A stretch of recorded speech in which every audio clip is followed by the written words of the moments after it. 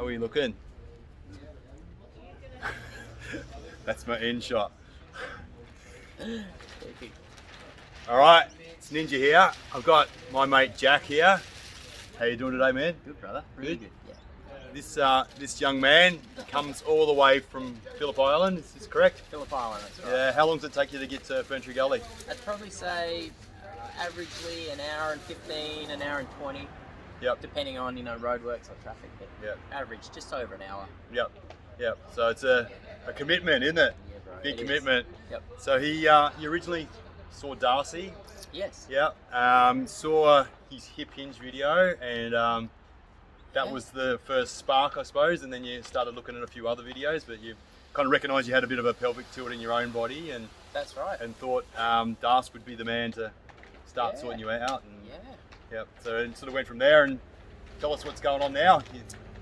Well, I suppose what's going on from now was it started off from trying to adjust my posterior tilt, and then from that initial session we just connected so hard and talked about sort of my goals and my direction of training, what I'm hoping to try and do, and because we just had the chemistry, we just we lit up together, and we just decided to make it a regular thing, and so now we're training together for once a week, alternating days for me. Yeah.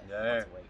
So you got some big goals, man. You went the surfer from way back. Yep. So it's gonna there's a comp in October, as you say, that August that you're aiming for. It's currently May. Yep. 2021. Anyone's watching in the future, hello. But anyway, so there's a little bit of something going on that you might not be able to pick up on camera just yet. But years ago, what happened to you, man? You were about 24. That's correct. Yeah, 24. It was 24. It was 14 years ago. One fateful night on July the 7th, 2006. I was at a friend's house party after work, and long story short, we tried to walk home, but because we were obviously severely drunk and things, and then the way that the weather came in, the way it all happened, we sort of came back to the house. There was a car with the headlights on, and I thought to myself, oh well, it's pissing down rain, I'll jump in. I thought ignorantly, now I'm all mature and wiser and wiser now, but I thought that I was doing the right thing by not driving. I jumped in as a passenger. We drove home, lost control in the wet, slid off down into a ditch, and had a car crash, and woke up in a helicopter basically on the way to the Royal Women's in Carlton there. Okay. Shit. Yeah. Woke up with the prognosis and diagnosis as sorry about the car, but as a quadriplegic. Quadriplegic. So that would have been really tough news to hear and to feel, I suppose, in your body. Extremely. Yeah. So what was going through your mind at that kind of time in your life, man? There wasn't much going through it. It was so cloudy, and there was too much going on. But just understanding your body and figuring out like all these nurses and doctors and moving you and rolling you and lifting you and dressing you. It was just a real minefield to get through. And so what was going through it? A whole heap. It was just like a super highway of just information and them telling you about this and why your body's feeling sore and nerve endings and trying to even understand what a spinal cord injury means at the time. So a real lot. Yeah. Yeah, so it's a lot to process, and I suppose you were probably medicated and things like that as well, and like to the hill, yeah. Yeah, so you kind of introduced to that kind of world as well, the opiates and stuff that you would have been on, and so it's pretty cloudy, and I suppose for a 24-year-old, you kind of got think you're bulletproof and your life's in front of you, and you get that kind of thing. But I suppose this point now, you're in the moment, and you're looking at what you can do and how you can kind of contribute, and you're going to be an entertainer, mate. Oh. In a way, you're going to be out there. So it's sort of like, can you tell us a bit about so it's the Paralympics that you're aiming for, and and the surfboards and things like that, there's all different designs for that. There's different obstacles you got to come across to actually get on the wave, I suppose. How do you get to the wave, man? How's that happen? That's been probably the most difficult thing, getting to the wave. For all you disability people out there watching this, and anybody who's in any department, figure out beach access, and allow us permits, as just an individual case, rather than blanketing the whole, field of permits and passes to get across the beach on different access vehicles and different mobility devices. Pay attention to that. Sorry, that was my little rant. Yeah, that's all right. But look, as far as how you get to the surf and how you get into that, well, I'll kind of rewind a little bit there. It's sort of a Paralympic dream.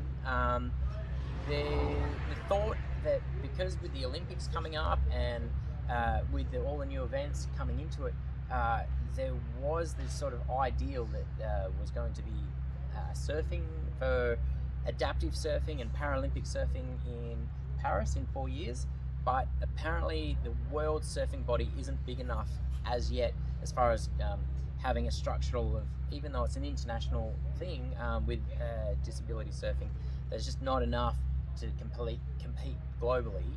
So at this point, where I'm aiming for and what I'm sort of trying to do, when you were saying that event in August, there's the thing called the Aussie Adaptive Titles, and that's kind of and all abilities, like anybody who's fucked up in their own weird way, or be it spinal bifida, amputee, any kind of disability advantage that you need assistance, you get categorized. And because there is no club event, there's no state level, there's no nothing, so that's the only event. And then there's the Barney Miller Classic as well, who's another fellow quadriplegic who's a pretty two-time world champion in his own right, and got his 20-year event running for all abilities and disabilities. But apart from that, there's nothing as far as to strive and get competitive in this sort of field.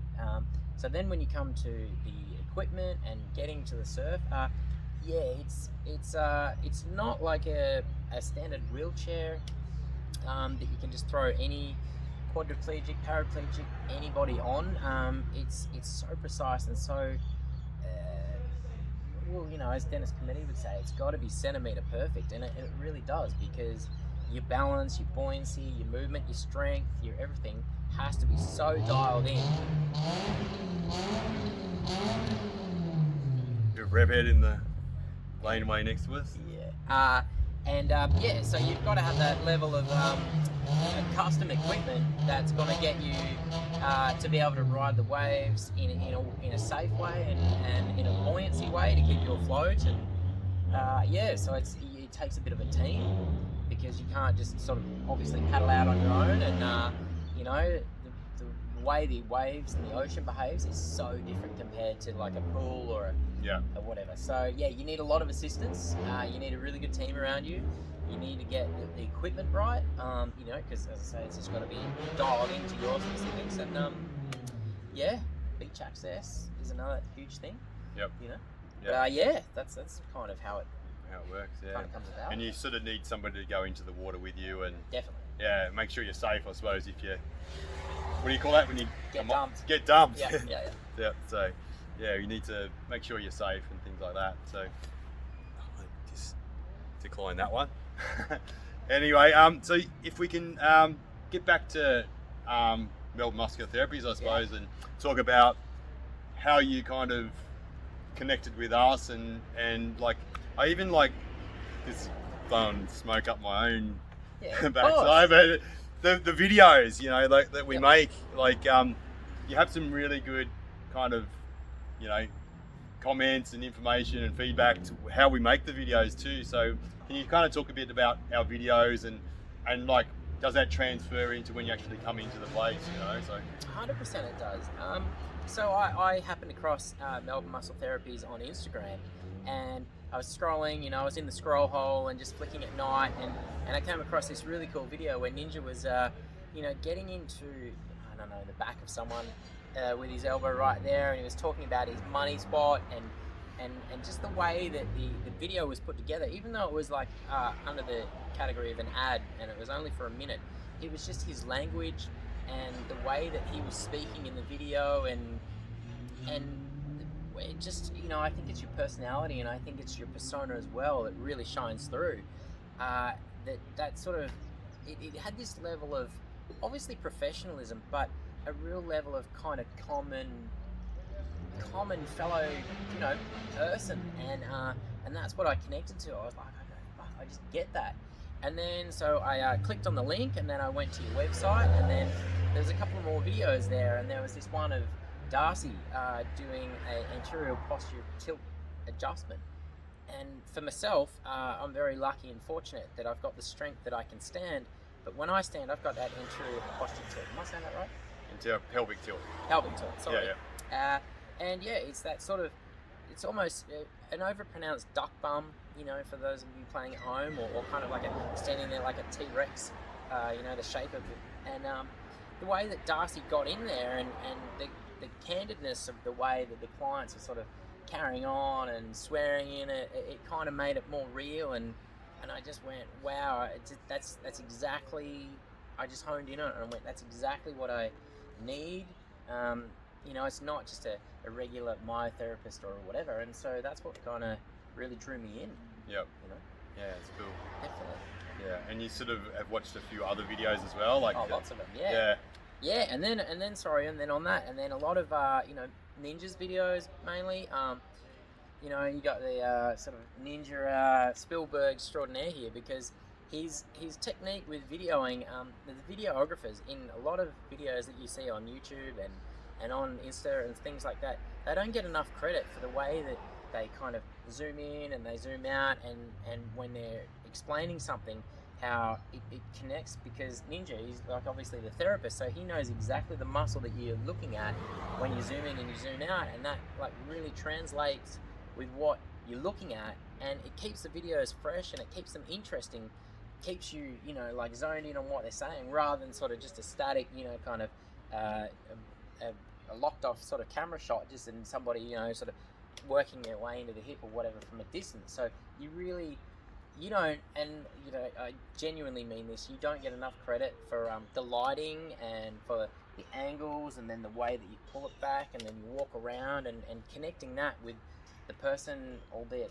you know, they're treating or whatever. So I think yeah, there's a lot to be said to keep the channel really exciting, and I think that's, I suppose when I'm actually got the camera myself, I'm thinking like, what would I like to be looking at, like to get angles and see exactly what's going on in the treatment, and like, I suppose when you're a cameraman and you know the work intimately as well, you can actually become another player in the video. You can actually add comments, and if it's going a bit stale, a bit quiet or whatever, I could just start talking, you know, and so I think that's kind of a really cool thing. Like, you can be interactive with the practitioner, the customer, and you can kind of get close-ups of their facial expressions if they're starting to scream and do these kind of things or whatever it is. You can kind of try and read the play and see what's interesting in that treatment. You know the exact play,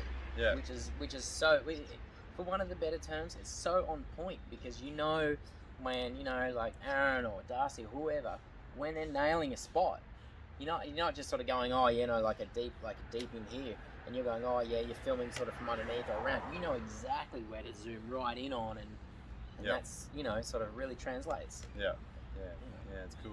Being the practitioner and filmer, so been working on it. I'm always thinking of light and angles, and and having it clear. Yeah, you know, so it's really important. It's key. Yeah.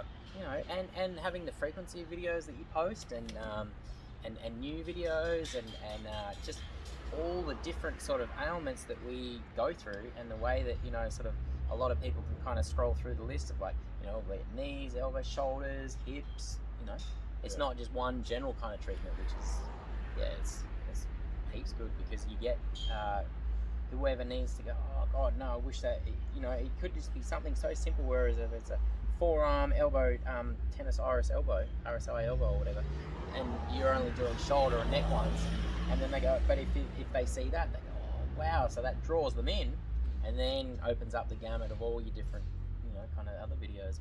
Yeah. That's cool, man. Thank you. So I suppose I've got a little question for you. So we've got, hopefully there's people that are like yourself out there watching this, and what would you like to say to them, as a person that's been through your journey that you've been through, and what would you like to say, man? Well, I'd genuinely like to encourage any person with any kind of ailment that's affected their body physically to the point where they need an aid, like a wheelchair, or if they need crutches, or if they're got even cerebral palsy, or any kind of quadriplegia or anything, because it's quite easily, and I know from my own experiences, that it's very hard to feel comfortable with people, because you get worried about, your hands might be a bit like bent, or you're feeling the embarrassment of the wheelchair, and it's sometimes hard to push yourself to go to an establishment, or a what do they call them? Like a venue, that's sort of venue. It's a clinic or a clinic. centre or whatever. Yeah. Yeah, and to feel that level of comfort, because you might have a spasm, or you might have something, but the sincerity that the guys at Muscle Melbourne Therapy, and the way that Ninja and Darcy and Aaron, because they're the three sort of primary people that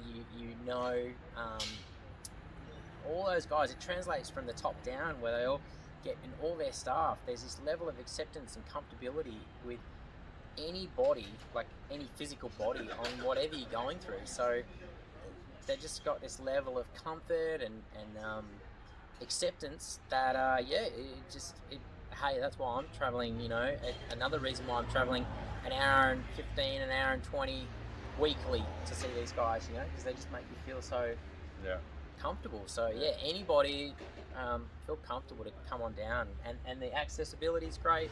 They've got ramps in here, it's all smooth. You've got treatment beds downstairs as well, so best bunch of crew. Yeah. Thanks, brother. I think that's probably one of the things, like the actual physical therapy is one thing, but it's not the only thing that nourishes you, is it? You know what I mean? That's important. Like, it's probably the most important thing, but that alone doesn't get it done.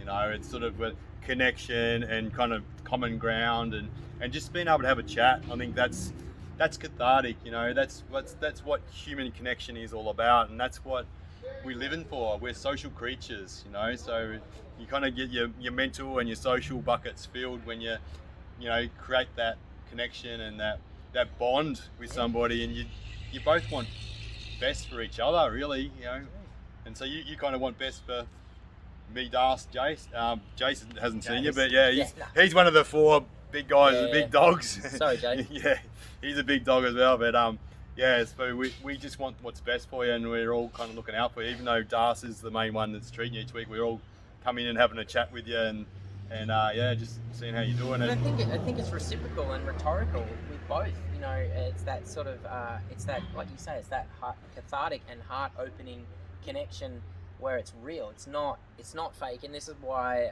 like as I said, a lot of people, wheelchair people, we can all be really, naturally a lot more closed off and a lot more shy, and when you're comfortable and when you're with your own, what is it?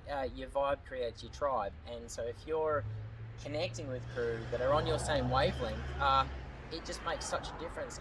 And these guys are just, if you're cool, they're cool. I mean, they're cool anyway, but if you're a cool kind of person, I just mean, like you're not a drama queen, you're not high maintenance or hectic sort of person. These guys are just so, accepting and like egoless. There's not a really big ego-driven community with MMT. They're very, like I say, accepting. So when you're accepting, a lot of your ego goes, and you just become a lot more comfortable with all facets of clients and people, and then so that translates with your trainer and your guys here. There's just a genuine, sincere connection, and like you say, there's that cathartic, you know, filling your mental and your spiritual bucket, and yeah, it goes along with it. Yeah. Apart from the physical treatment sides. That's the main thing, but yeah, so it just makes the whole experience double the value. You know, you just get so much more out of it because it's just such a you want to be with these guys because they're fucking the mind is the most important element in healing, isn't it, man? Like, getting better, you keep you on track, and that's what we do. We just keep you accountable.